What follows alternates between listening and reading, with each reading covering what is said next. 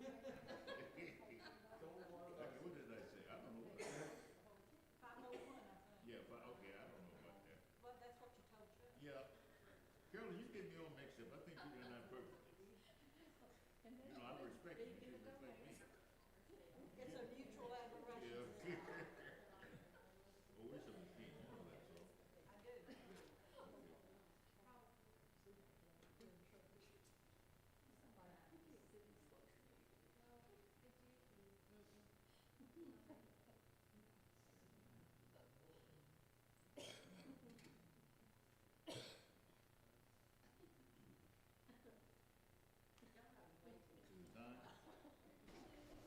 Is it time? It is time.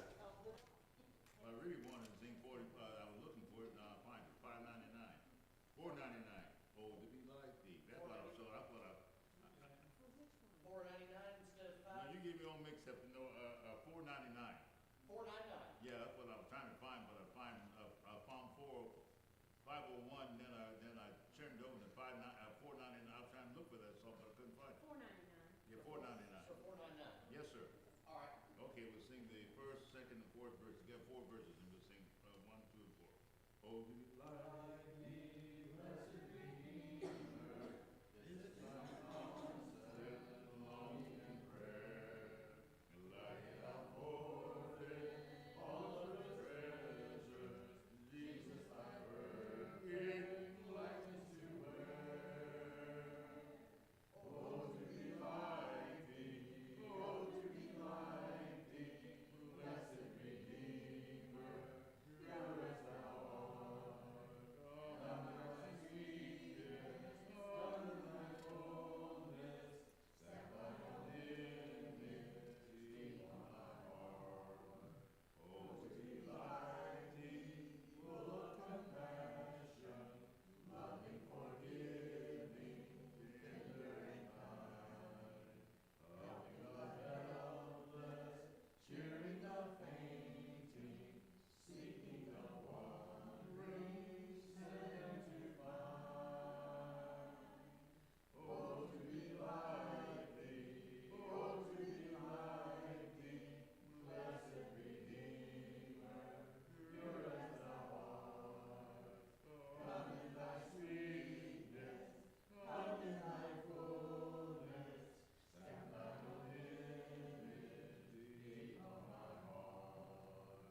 Oh, to be like thee, Lord, I am coming, now to receive the anointing divine.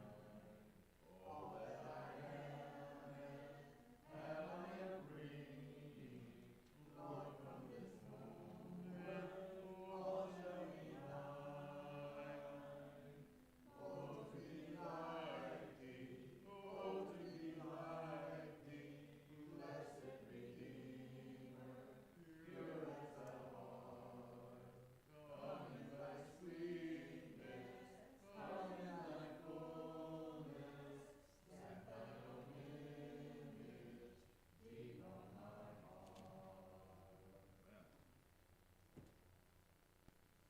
All right. 772 is our song of Yes, dedication. ma'am. Yes, sir. All right.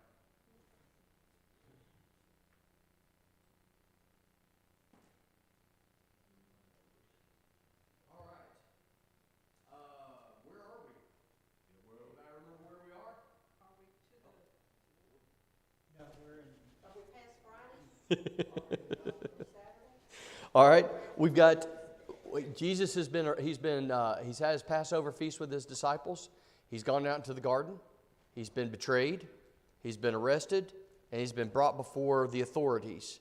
Now remember, there's 3 different authorities that he's brought before, right? He's brought before Annas. He's brought before Caiaphas, and then he's brought before Pilate.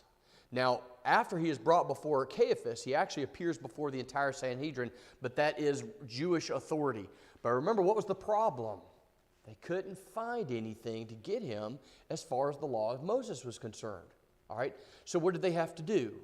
They had to resort to getting people to lie. All right? They had to get people to lie, bring false accusation. And once they did that, here's the problem, though. Remember, the Roman authorities had removed Jewish self-rule as far as capital punishment.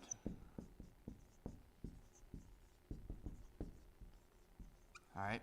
When they deposed the authorities, when the Romans came in and deposed the Roman authorities that were already in Jerusalem and the Judean provinces, it was because of their disobedience to Roman law. And Roman law says you can't put your own people to death. The only people that can put someone to death is Roman rule. So they had Jesus on false pretense, but they still couldn't put him to death. And they had determined that nothing else was going to work, right? Nothing else was going to do. He had to die. They couldn't merely punish him. They couldn't merely chastise him. They couldn't merely flog him and send him on his way, because they knew that he had enough followers that it could seriously cause issues, especially the temple party, because remember, the temple party, the Sadducees, had a good thing going with the Roman authorities. They liked everything. It was the status quo. The Pharisees were always at odds, but even they knew to keep a low profile when it came to Roman authorities. The Sadducees, the temple party, on the other hand, had a very good working relationship with the Roman authorities. And if Jesus comes in and upsets that apple cart, guess what? The Romans are going to come in with boots on the ground, and they're going to cause problems, and they may lose their position. Because Romans had no problems about taking someone out and putting another person in. That's the problem with Annas and Caiaphas. All right, you had two high priests, which is completely against anything that God had in mind, only one high priest. So the Romans had taken out one and instituted his son-in-law, but Annas was still considered to be the high priest by the people. All right? So they had a conundrum here. What are we going to do? So what did they have to do? They had to take it before the Roman authorities, had to take it before Pilate, and figure out, okay, we know we've convicted him, and we know that he needs to die, but we're not allowed to do this. So we have to get the Romans to do our dirty work for us. So what do we have to do? We have to take it before the Romans. But it's not merely of taking it before the Romans and saying, well, he's violated Jewish law. Because the Romans would simply say, what do I care? That means nothing to me. Pilate had an obligation, and his obligation was to Rome, not to these troublesome Jews. So if they come and say, well, he's violated Jewish law, he would simply say, I don't care. They were completely allowed to do the things that they had done thus far to him. They could flog him, they could whip him, they could do all of these things, but they could not, in any circumstances, put him to death. So they have to bring him before Pilate, and they have to show where he has violated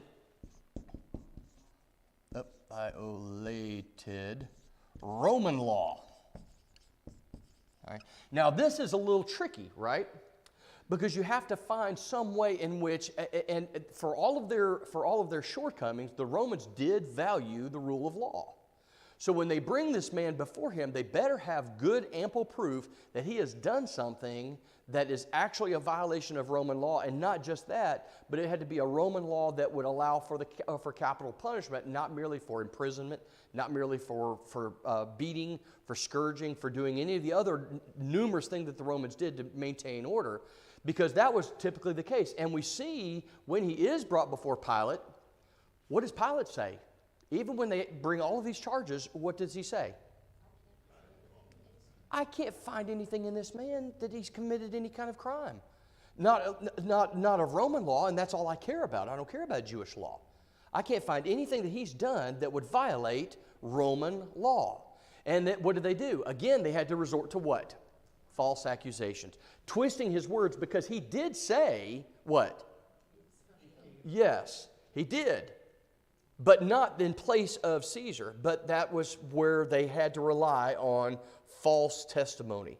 Which, by the way, this goes to show how pitiful this trial was, because false testimony was absolutely forbidden under the law of Moses. In fact, if you go back and it's Deuteronomy chapter 19, I think, 19 or 20, I believe. I didn't look it up.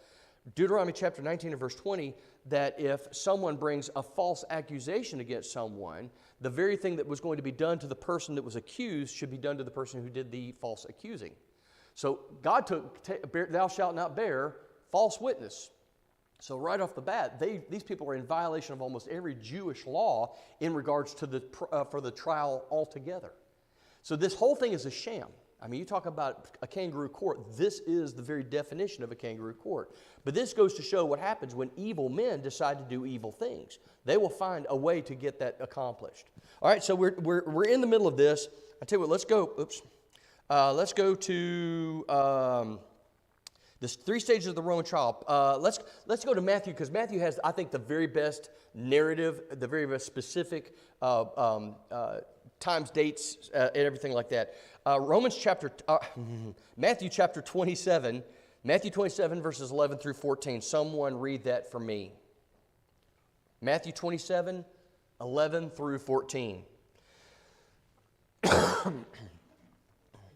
stood before the governor, and the governor asked him, saying, Art thou the king of the Jews? And Jesus said unto him, Thou sayest.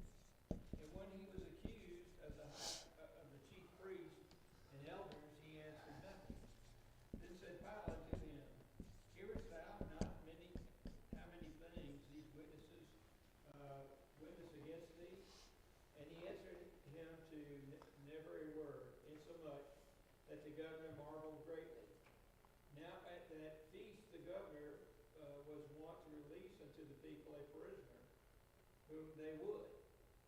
And they had then a notable prisoner called Barabbas. Therefore, when they were gathered together, Pilate said unto them, Whom will ye that I release unto you? Barabbas or Jesus, which is called Christ? Okay, so here we've got the case. He's going before the governor, which is Pilate, Pontius Pilate, and the accusations are brought against him. And he says, "Do you not hear? Do you hear what they're saying about you?" All right, and remember what we said last time. Remember, someone who has been accused of a crime had 3 opportunities to speak the words to defend themselves. And here's the interesting thing. Had Jesus defended himself, he could easily have explained away that he was accused of. It wasn't difficult. It would have been simply a matter of, look, Pontius, there was a misunderstanding. I'm not saying that Caesar isn't a king. Caesar is king. Remember, he held up the thing. He says, whose likeness is on this? It's Caesar. All right, we're under Caesar. The Romans would have loved that. Hey, it's Caesar's money. Give it back to Caesar. The Romans would have said, exactly, that's all we're saying. Right? Give us the tax money. Pay your taxes and everything will be okay. So the Romans would have had no problem with it. And Jesus could have easily defended himself. But like a lamb to its shearers is dumb or mute or silent, so he openeth not his mouth. So this is in direct reference to the picture we find of the Messiah in Isaiah. Everything is following along exactly the way it is. So he says, okay, the feast day, which was, of course, the Passover, it was customary to release one prisoner. And we said last time we were here, usually it was some sort of a political prisoner, someone who was in jail for all the wrong reasons. And the people said, look, just give us back our rabbi, give us back our leader, give us back our, whoever this might be. But he says, okay, I can give you, and I wonder if he's asking the people to decide, how badly do these people want this man dead?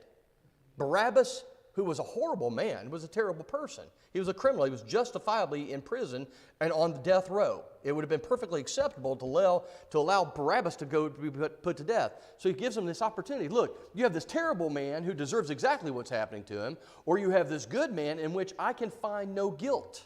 Which one do you want? Which goes to show the depravity of their hearts. Would rather you give us back the criminal. Take this man away with him, okay?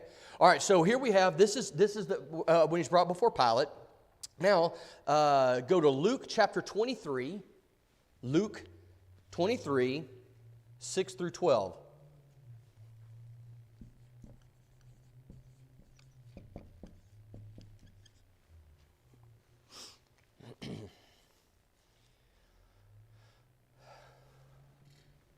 All right, whoever's got that, go ahead.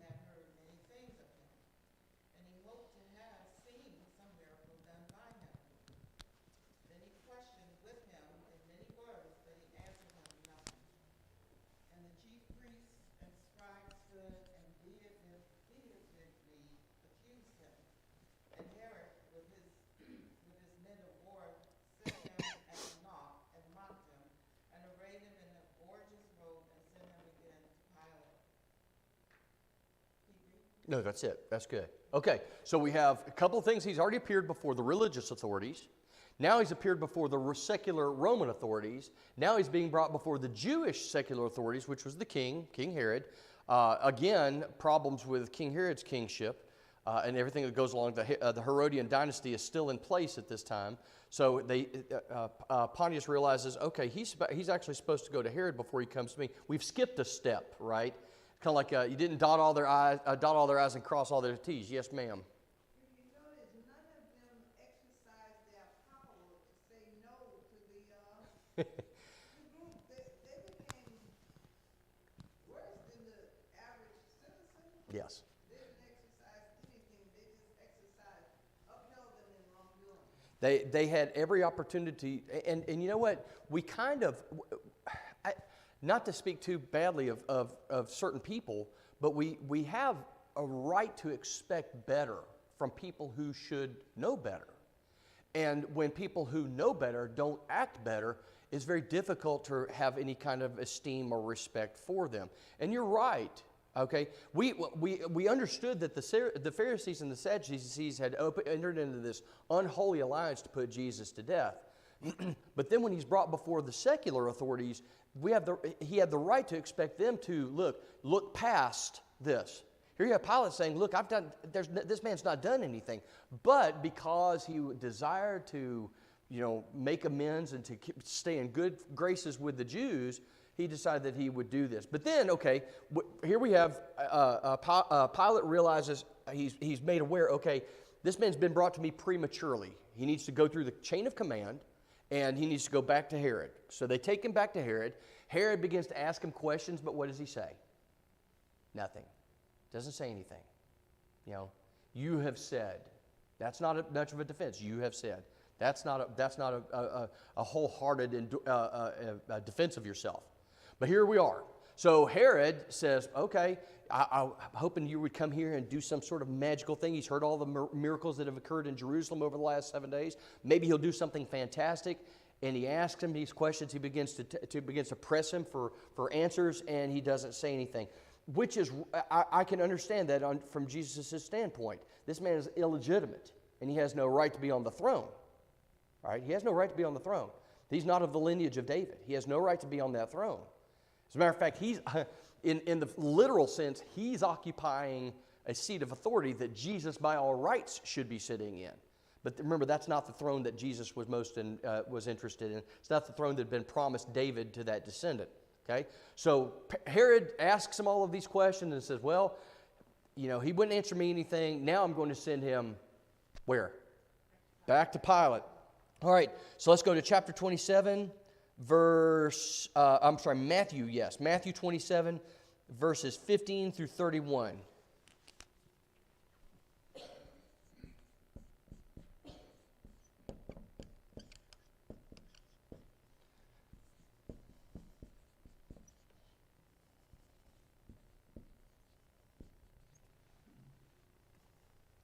Okay, whoever's got that. 15 through 31. Yes. Now when he pleased, the governor was wont to release unto the people a prisoner whom they would. And they had then a notable prisoner called Barabbas. Therefore, when they were gathered together, Pilate said unto them, whom will ye that I release unto you? Barabbas or Jesus, which is called Christ? For he knew that for envy they had delivered him. When he was set down on the judgment seat, his wife said unto him, saying, have thou nothing to do with that just man? For I have suffered many things this day in a dream because of him. But the chief priests and elders persuaded the multitude that they should ask Barabbas and destroy Jesus. The governor answered and said unto them, whether of the twain will ye that I release unto you? They said, Barabbas. Pilate saith unto them, what shall I do then with Jesus, which is called Christ? They all say unto him, let him be crucified. And the governor said, why, what evil hath he done? But they cried unto the Lord, Christ, let him be crucified. When Pilate saw that he could prevail nothing, but that rather a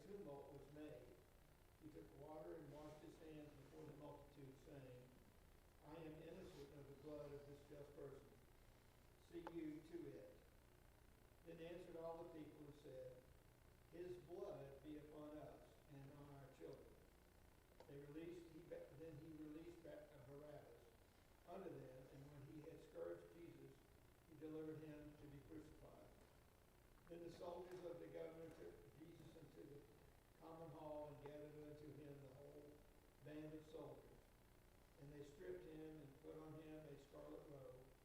And when they had planted a crown of thorns, they put it upon his, platted it, they put it upon his head, and a reed in his right hand. And they bowed the knee before him and mocked him, saying, Hail, King of the Jews. And they spat upon him and took the reed and smote him on the head. And after that, after they had mocked him, they took the robe off from him and put his own raiment on him and led him away to crucify him. Okay, so it's almost finished. This is about it. He's going through this last bit of torment and torture before he's being led away. But you see how the importance of the harmony of the Gospels? See, if you read this specifically, you don't read about him being taken back to Herod. And for this king, the literal king of the Jews, right, the physical king of the Jews, to question and then to abuse the spiritual king of the Jews. You don't get that narrative. So you have to go back and forth and make sure that the entire picture is in front of us. So this has happened. He's been sent back to Pilate. Pilate says, okay, what do you want me to do? Release to us Barabbas, this wicked man. So he does this. He takes the water and washes his hands. And you notice that nowhere does Pilate tell them to do these things to Jesus. And I was kind of curious about this because Pilate does not tell him, okay, I want you to take him. I want you to put the crown of thorns on him. I want you to give him the reed. I want you to beat him over this stuff. Essentially what happened is after the prisoner has stood condemned, he's delivered up into the hands of the people who would put him to death. They were really given a lot of leeway as to what they wanted to do with the prisoner, and they could abuse them however they wished, as long as they didn't take his life before the time for his life to be taken. See, if they had killed him before he made it to the cross, they would be held guilty and they would be responsible for his life. But up until that point, they could do pretty much whatever they wanted to. And remember, the Romans, it's very interesting. The Jews viewed the Romans as heathen, whose only purpose was to stoke the fires of hell. That's how they viewed the Romans. The Romans viewed the Jews as backward, ignorant, backwater hicks in an ungovernable province, and they were essentially atheists because they only believed in one God. So they had no love for each other. So this idea that this man who was held up by so many as king had now fallen into the hands of these wicked men, they could do pretty much whatever they wanted to. So the things that you read about were not things that were commanded by Pontius, but they were allowed to happen because that was what the men who were in charge, this garrison, were in charge of. They could do pretty much whatever they wanted to a prisoner. And you see these horrible things that they did. He didn't receive this kind of treatment from his own people, but he's fallen into the hands of wicked men. And here are these wicked men. All right, so they're doing all of these things.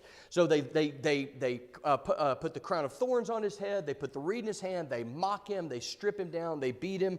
They do all of these things, and it's just humiliating, especially for a Jewish man to stand in God's eyes naked. I mean, he wasn't completely nude with no clothes on, but basically with no shirt and only a loincloth. To God in the law, you were naked.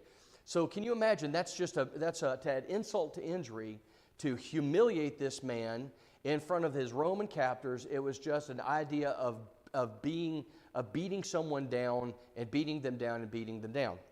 All right, so now we'll continue on, and we'll continue on in Matthew 27. As they went out, they found a man of Cyrene, Simon by name. They compelled this man to carry his cross. And when they came to a place called Golgotha, which means place of a skull, and I'm trying to figure out the best way to approach this. Some people believe that it was because this was a place where many condemned prisoners were killed, that there were many bones and skulls. And then some believe because of the way that the geography is shaped. It doesn't really matter. It's just, I think it's important that Matthew does this so we know, even today, we can go where Golgotha, where the place of the skull was. It may not look like it now, but it was there at that time. They offered him wine to drink mixed with gall, but when he tasted it, he would not drink it. And I don't blame him a bit. When they had crucified him, they divided his garments among them by casting lots. So this is very quick. This is not, they don't dwell on all of the dynamics and the mechanics of crucifixion. But I did find this. I found this was very interesting. There was a guy that was making these, and they are hand forged, and they are in nail. And it's they said, based on what they understand, because remember, crucifixion was used by the Romans for all manner of things. You know, a lot of people were crucified. The two men on either side were thieves. So the Romans used crucifixion because it was a criminal's death. It was not a noble death. It was, you know, it's like, he's a murderer, nail him up to a cross. That was just what they did. So anyway, there was a guy that was making these, and I thought this was pretty interesting. So you can imagine, pass that around. So you can imagine, here's Jesus being stripped down. He has his own clothes back on him, but he's being pulled, and he's being stretched out, right? He's got this cross. He's being laid. The cross is down on the ground, and he is stretched out with his hands outstretched. And I want you to take your hand, and I want you to feel the tender, some of the muscles in your hand, and how you know, a little bit of pressure, man, it's painful. It's painful. So you can imagine his hand being held down, and that nail being put. Now, some people believe it was in the middle of the hand. There's a couple of bones that have a pivot point. A lot of people believe it was in the wrist, because that is technically part of the hand to the Jew. So when they said, "Show us your hands," and the nails were in the hands, that right there. So you can imagine him having his arms outstretched with that nail put right there, and that big wooden mallet with about 2 or 3. And these guys were not delicate. They were not worried about prisoners' rights. They were not worried about making sure that it was humanely done. This is a criminal. He's in violation of Roman law. He's a Jew. We don't care anything about him. Let's get him strung up. So they would do that. They would put his feet down. They put his hands outstretched. They nailed it down. And after that, that cross is slowly drawn up with a rope, and it drops down into that hole like that. So the sudden jarring motion means that he would jerk on the cross. And that was the end of it. Yes, sir. Jesus, he suffered it purely as a human being, right? Yes. Yeah, he didn't immune. No. Yeah. If he were immune to it, it wouldn't be that big of a deal, right? He wouldn't pray, "Let this cup pass from me," because why would he care if there was no pain involved? That's the beautiful part about him being God and man. See, God doesn't suffer pain in the physical sense. He can't. He's spirit, right? You don't suffer. But in the physical sense, he had to be put to a death that would mean something. You think about the lamb. Every time that lamb is brought up on that altar, you know, it may be quick, but it's not painless. You cut that lamb's throat, or you cut that bull's throat, or that goat's throat, and you bleed them out. And there's a great deal of surprise and fear and pain. And it's over fairly quickly because the blood comes out very quickly and they lose their life. But yeah, it hurt. It hurt a lot. So. When I was in South, we had to go to slaughterhouses because I was in the husbandry school, and we saw sheep slaughtered. They don't make a lot of noise. They accept it fairly quickly. Yeah. Yeah. So that's what he's gone through. Again, if you ever want a very realistic portrayal of the crucifixion, regardless of the rest of the movie, but the Passion of the Christ. It's got a very good depiction. I say good in that it's fairly realistic. Mel Gibson actually did a lot of research. And he said, "This is the closest we could kind of. This is what antiquity tells us is what happened. It's a very, very realistic, very, very gruesome portrayal of crucifixion and what it entails. And it is not a pleasant thing. It is not painless. It is not humane. It was a criminal's death. And I think that's what makes it more. I think it makes it more meaningful, right? He wasn't allowed to just go somewhere and take his own life in a quiet fashion, or He didn't die a nobility because noblemen were either allowed to take their own life or they would be beheaded, and it would be in a quiet thing where, away from prying eyes, it would just be done. No, he was hung out on full view for everybody to come along, and as the scripture said, they came along and they wagged their chins at him. They mocked him. They laughed at him. You know, yes. Did the Romans do all the ones that they put to death that way, scourge them and beat them to the end of their lives, and then put them on the cross? Depends. Or they just It depends. one or the other?